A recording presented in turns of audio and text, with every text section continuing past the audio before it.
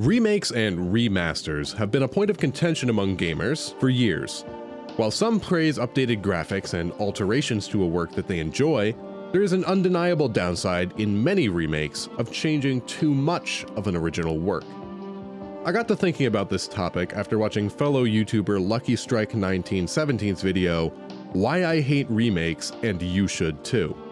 I recommend that you go watch his video, not just for context of this response, but because I actually agree with much of what he has to say, even though my conclusion differs. Whereas remakes do have their faults, I tend to view the concept and process as a tool, something that can be employed well or poorly, depending on the skill and intent of the person wielding it. My name is Lemondrop, and let's talk about why I don't hate remakes, and maybe why you shouldn't either. Before getting into the broader topic, I think it's very important that we define what we're talking about. The process of re-releasing an existing project typically falls into one of three categories: remasters, remakes, and reimaginings. Remasters are pretty straightforward. They're fundamentally unaltered from the original work outside of visual fidelity. Remasters can be as simple as updating an old game from a 4:3 aspect ratio to something more standard widescreen, or as far as completely overhauling textures, models, and lighting engines. A remaster simply takes something that already exists and adds updates to it. Remakes, by contrast, are complete rebuilds of a game from the ground up. Rather than adding on top, remakes avoid any accrued technical debt or limitations of the original product by starting a project from scratch. Assets might be shared between projects, but only in the same way that a painter might use the same paint on a different canvas. The goal of a complete remake is to recreate old works with modern technology and design standards. The third category of re-release is possibly the most contentious: the reimagining.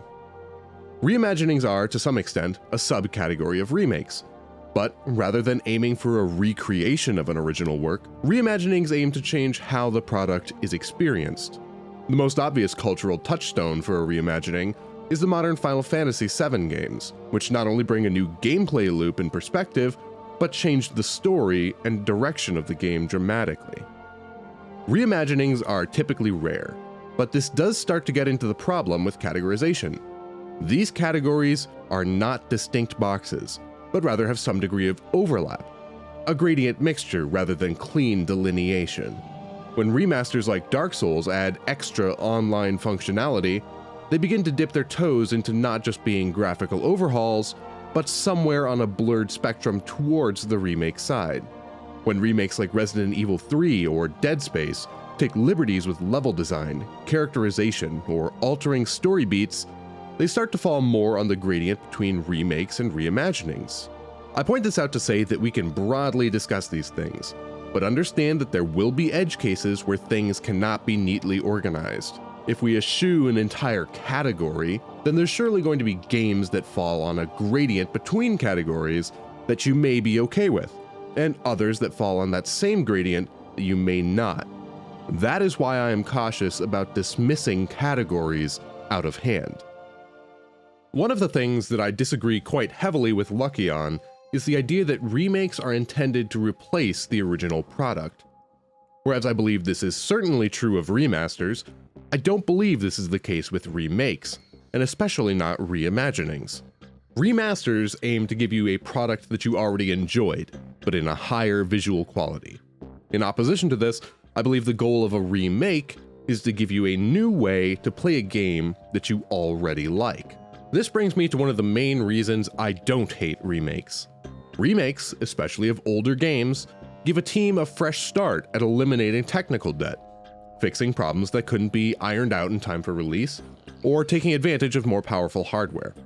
Remakes also serve as a method for redoing outdated game design trends, and before that gets taken out of context, I am not referring to censorship or alterations made for some perceived cultural zeitgeist. I am speaking strictly about game design trends.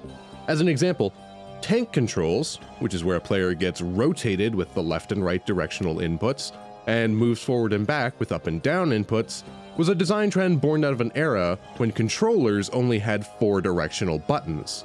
game designers were limited by the technology of their time and made do. However, since the advent of the analog input, precise angular control is much easier to accomplish without the need for tank inputs.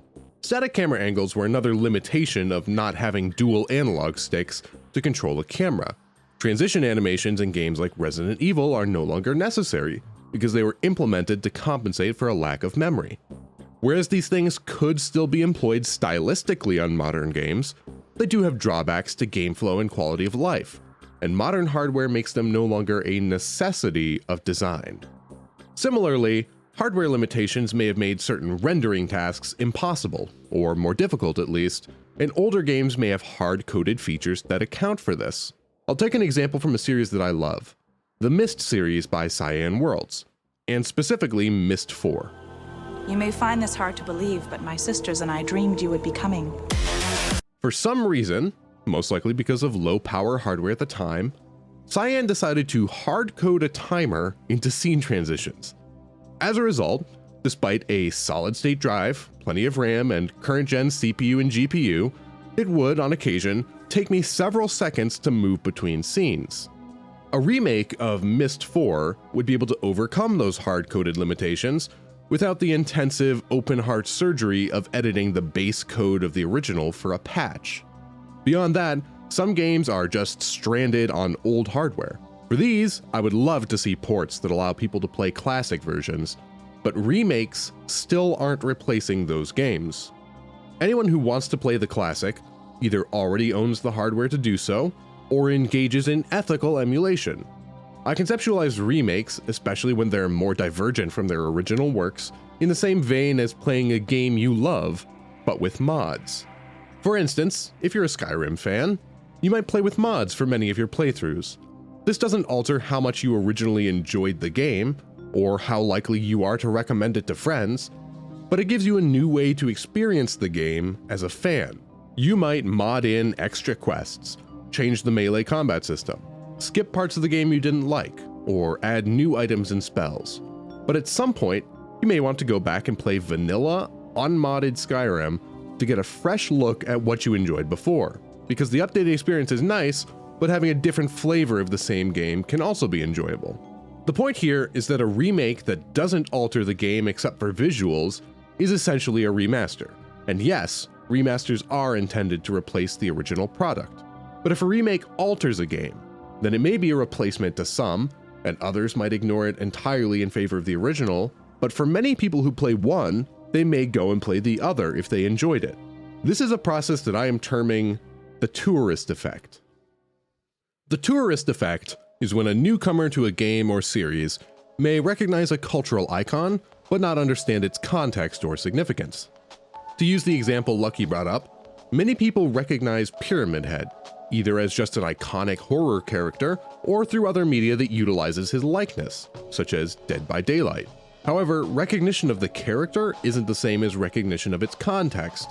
In the same way you might recognize iconic tourist locations, but not understand their scale, surroundings, or cultural significance without visiting the location personally. Remakes serve as an opportunity to pipeline people into a fandom. To continue the Silent Hill example, I'm sure many players of Dead by Daylight looked for the origins of Pyramid Head, and may have given Silent Hill 2 a chance.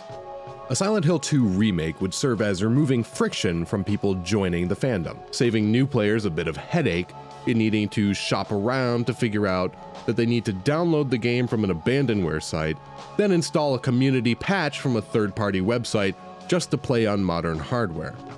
The game doesn't even exist on modern storefronts like Steam or, more surprisingly, GOG, so there is a lot of friction between telling someone to play Silent Hill 2 and them being able to play it.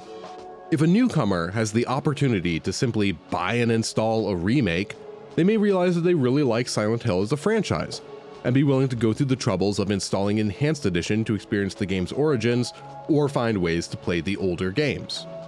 Perhaps I'm speaking simply for myself, but I think this is true more generally of human psychology. If you already know you like something, you'll be willing to inconvenience yourself to get more of it. On the other hand, if you don't know you want to do something, the more inconveniences there are in your path, regardless of how trivial, the less likely you are to keep going. Remakes often offer a solution to several of these inconveniences, whether that's ease of install, updated controls, or even graphics quality. And yes, regardless of your stance on whether graphics matter or not, visual presentation is important, and many people will not give a chance to a game that looks bad to them, regardless of the quality of the game beyond its visuals. As an example of the tourist effect, let's look at one of my favorite games, Elden Ring. Elden Ring was so massively successful that it boosted the sales of an entirely unrelated franchise by FromSoft, Armored Core. Surely this applied retroactively to the Souls series as well. I can personally attest to playing Dark Souls 1 a long time ago and not understanding its appeal until I had played Dark Souls 3. Dark Souls 3 was a catalyst that ignited my interest in the Soulsborne series in general, and I went back to older games, and I was willing to put up with some of the janky terrain, awkward control schemes, and needing to download a community fix just to play at a frame rate that doesn't actively give me motion sickness. Similarly, a game like Black Mesa that gives a shiny coat of paint to Half-Life 1 surely generated some renewed interest in the original Gold Source game. In fact, if we look at SteamDB player trends, which is my best source of guessing interest in a game, we can see that a couple weeks after the release of Black Mesa, the player count of Half-Life Gold Source similarly spiked. Going back to Silent Hill 2, Bloober Team has the subtlety of a cave troll with a jackhammer, and I am concerned about the outcome of the Silent Hill 2 remake if they decide to rewrite portions of the game or insert their own fan fiction. However, I'm not worried about the state of Silent Hill 2 the original.